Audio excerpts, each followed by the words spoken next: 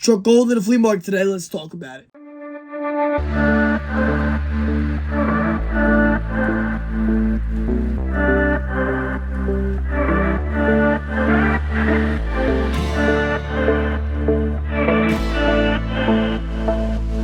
I just got back from the flea market and I picked up some nice stuff today. Nothing too crazy. Excuse my voice is going, but make sure you follow me here on Facebook and Instagram. I drop stuff every single day, daily content, of course. And let's kind of jump right into it. That's all like that description, but more of that at the end. So a buddy of mine texted me today, and he's like, "Hey, another buddy of ours is set up out here, and he just bought a brand new collection. No one's even seen it yet." So I hopped in my car and I drove right there, and showed up just in time. You know, we're going through it, and there was some nice stuff. There was some cool stuff. There's another bigger key that I left behind. I still kind of want to buy, but might work out a deal in the future. Who knows? Some Silver Age ASMs and stuff like that. But I picked up some pretty good stuff. I'm happy with what I found. But I'll actually talk about this stuff in a minute. First of all, I'm actually going to talk about the stuff I picked up at Stormwatch Comics. He got me a little good boy deal. Picked up $10 books out of his dollar bins. And so, of course, I picked it up same day. So we'll talk about this quick. ASM 800, big anniversary issue. Pretty cool book. Darth Vader number 26. Just awesome cover. Firestorm number 40. One for the run. Spider-Man the Power Pack. I just talked about this in my last video where I was talking about I went through a half off sale. Check that out if you haven't already. But picked up another issue of this. I'll buy this book all the time. Of course, if you don't know, this issue where Spider-Man got molested, I guess. And then I got 2 copies of the Spider-Woman Alpha, the Campbell Connecting cover, and 2 copies of stuff's always falling. And 2 copies of the Silk Campbell Connecting cover. So I just need, I think it's the Spider-Gwen one, and there's one other one to complete the set. So I figured I'll get a complete set for myself, complete a set to get rid of, recoup some costs, stuff like that. And then always pick up these DC Marvel Access issues. I got number 2 and number 1. I just pick them up out of habit. And then he threw in a Marvel reprint, The Ultimate Fallout 4 Facsimile Edition. So that's a cool little throw in there. So not too bad picking up stuff off of Stormwatch Comics. Always something to find. And then we'll jump into the flea market finds. Want to know more about actually going out there, looking for it, check out my Instagram where I do Tales on a Hunt, where I talk about going out and hunting for the books, stuff like that. We'll jump into FF number 112, which I already showed you. This classic issue, Hulk versus the Thing. With that black cover, it's always a little bit beat up on the spine, but overall it's a pretty solid copy. I'll save these 2 keys to talk about at the end. We'll talk about this Ghost Rider number 4. Although I don't think it's actually... Is that really number 4? I don't think so. I have one on my wall somewheres. The actual issue. I love that cover. But it's not... but I love this because it's got the blue background instead of the black background. But awesome issue. This is like an Australian reprint. I've never seen this series before. So I had to get it. Actually, I bought my stuff. And then my buddy bought some stuff, and he bought that. He actually just gave it to me. So it was pretty cool. Shout out to him. And that's all about these 2 books at the end here. So we also picked up a Jason versus Leatherface number 1 signed by the great Kane Hodder. It's got a picture in the back of him signing it. Actually, no, but I'll see what the other picture or the other thing was in here. There is, I guess it's a flyer for the show. I was in Moss Mania. Oh, okay. That makes sense. It's a great show I go to all the time. In the area, Moss Mania number 30. This was some years. What year was this? 2015. Yeah, I might have been in that one.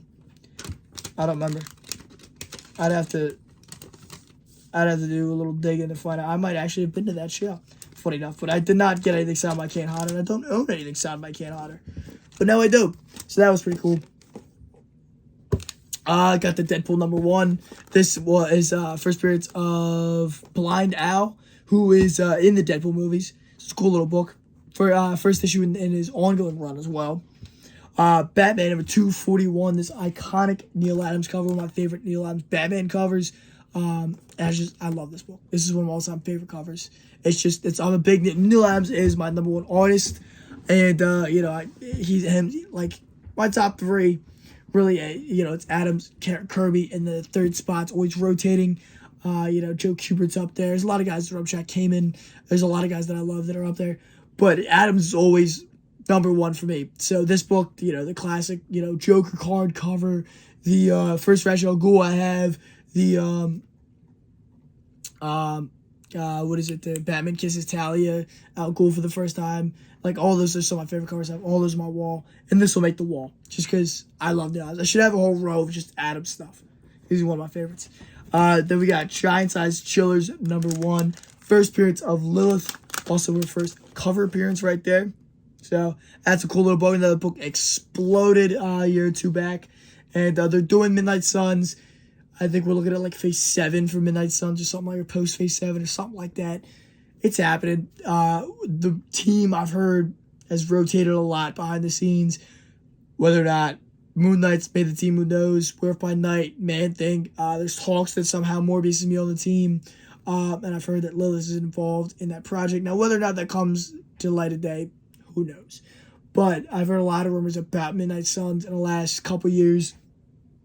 And Lilith's pretty steady in those rumors. So it's a cool book to pick up. Saying it's probably a low grade copy, but I don't think I have one. So it's cool. It's a cool Bronze Age book. And the last two I picked up were pretty cool. We got Tales of Astonish #49, first appearance of the Living Eraser. This is one of those books that I remember getting into comics, and as a kid, and I saw this on a wall in a comic book store, and it was the coolest thing to me. And for whatever reason, I just never see this issue. I think I've seen them, but I've never seen one either that was, I've seen, like, and my buddies brought one in or whatever, and I've seen copies of friends of mine's in the past, but the few I've seen for sale, I just wasn't near the same price. This one had to come home with me. So especially for what I paid for this stuff, I got a nice friend deal for this stuff. So this one's also making the wall just because the Living Eraser. That's awesome. So Living Eraser vs. Giant Man. I've always loved this cover. This cover is just, for whatever reason, as a kid, it captivated me. And then the big book I bought, and again, there's a couple other books I was looking at. I was looking at first Ghost Rider that I might pick up in the future. I was looking at I'm trying to think what else was there. There was some early ASMs that were there. Some Western Ghost Riders. Those were cool. My buddy picked those up. 1 to 7, the whole run. There's a couple other books. It was good. He had good books in there. All Marvel Spotlight 5 through 10 was all there. Ghost Rider #1 from the 70. What's that, like 71, 69? Some no. Later, I think. I don't know. There's that first volume for Johnny Blaze. That #1 was there. That's some key shit. It was cool stuff. But the one I picked up was Tales of Astonish #53, the second appearance of Black Widow. Also first appearance of that team I always forget the name of. But it's second Black Widow. That's the significance. This book's awesome. It's when Black Widow's still a villain, but she still has that silly, like, Russian costume. Not costume, but like dress with the fur and the hat, and it's super 60s. This book's awesome. I've always loved this. Both of these are books that I've always loved and I've always kind of wanted. And even the FF112, like the 3 of these were exciting pickups. All of those cool stuff. So I think I did pretty well considering what I paid. And I was sitting at home.